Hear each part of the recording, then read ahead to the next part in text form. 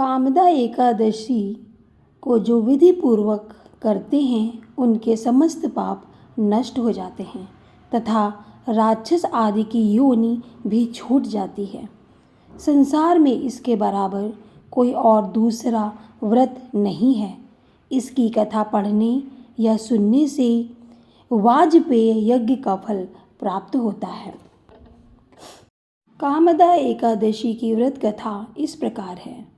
धर्मराज युधिष्ठिर कहने लगे कि हे भगवान, मैं आपको कोटि कोटि नमस्कार करता हूँ।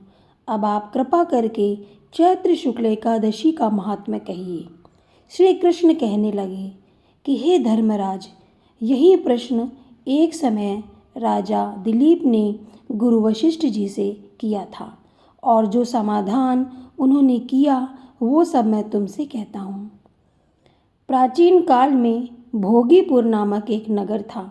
वहाँ पर अनेक ऐश्वर्यों से युक्त पुंडरीक नाम का एक राजा राज्य करता था। भोगीपुर नगर में अनेक अप्सरा, किन्नर तथा गंधर्व वास करते थे। उनमें से एक जगह ललिता और ललित नाम के दो स्त्री पुरुष अत्यंत वैभवशाली घर में निवास करते थे। उन दोनों में अत्यंत स्नेह था, यहाँ तक कि अलग अलग हो जाने पर दोनों व्याकुल हो जाते थे। एक समय पुंडरीक की सभा में अन्य गंधर्वों सहित ललित भी गान कर रहा था। गाते गाते उसको अपनी प्रिय ललिता का ध्यान आ गया और उसका स्वर भंग होने के कारण गाने का स्वरूप बिगड़ गया। ललित के मन के भाव जानकर कारकोट नामक नाग ने पदभंग होने का कारण राजा से कह दिया। तब पुंडरीक ने क्रोधपूर्वक कहा कि तू मेरे सामने गाता हुआ अपनी स्त्री का स्मरण कर रहा है, अतः तू कच्चा मांस और मनुष्यों को खाने वाला राक्षस बनकर अपने किए कर्म का फल भोग। पुंडरीक के श्राप से ललित उसी क्षण महाकाय विशाल राक्षस हो गया। उसका मुख अत्यंत भयंकर, नेत्र सूर्य चंद्रमा की तरह प्रदीप्त तथा मुख से अग्नि निकलने लगी।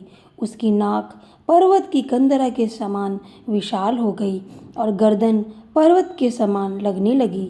सिर के बाल पर्वतों पर खड़े वृक्षों के समान लगने लगे तथा भुजाएं अत्यंत लंबी हो गईं। कुल मिलाकर उसका शरीर 8 योजन के विस्तार में हो गया। इस प्रकार राक्षस होकर वह अनेक प्रकार के दुख भोगने लगा। जब उसकी प्रियतमा ललिता को यह वृत्तांत मालूम हुआ तो उसे अत्यंत खेद हुआ और वह अपने पति के उद्धार का यत्न सोचने लगी। वह राक्षस अनेक प्रकार के दुख सहता हुआ घने घने वनों में रहने लगा। उसकी स्त्री उसके पीछे पीछे जाती और विलाप करती रहती। एक बार ललिता अपने पति के पीछे घूमती घूमती विंध्याचल पर्वत पर पहुंच गई, जहां पर श्रृंगी ऋषि का आश्रम था। ललिता शीघ्र ही श्रृंगी ऋषि के आश्रम में गई और वहां जाकर विनीत भाव से प्रार्थना करने लगी। उसे देखकर श्रृंगी ऋषि बोले कि हे सुभगे, तुम कौन हो और यहाँ किस लिए आई हो? ललिता बोली, हे मुनि, मेरा नाम ललिता है। मेरा पति राजा पुंडरीक के श्राप से विशालकाय राक्षस हो गया है। इसका मुझको महान दुख है। उसके उद्धार का कोई उपाय बतलाइए। श्रृंगी ऋषि बोले, हे गंधर्व कन्या, अब चैत्र शुक्ल एकादशी आने वाली है, जिसका नाम कामदा एकादशी है। इसका व्रत करने से मनुष्य के सब कार्य सिद्ध होते हैं। यदि तू कामदा एकादशी का व्रत करके उसे पुण्य का फल प्राप्त करेगी तो शीघ्र ही अपने पति को राक्षस योनि से मुक्त करा लेगी और राजा का श्राप भी अवश्य में शांत हो जाएगा।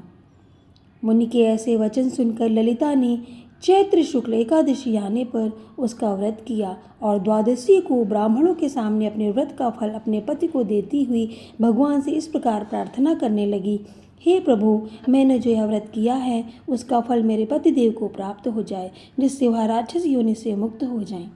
एकादशी का फल देते ही उसका पति राक्षस योनि से मुक्त होकर अपने पुराने स्वरूप को प्राप्त हुआ।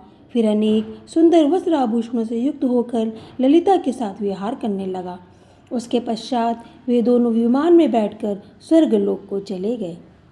यदि आपको वीडियो अच्छा लगा है तो इस चैनल को सब्सक्राइब करें, वीडियो को शेयर करें और लाइक करें।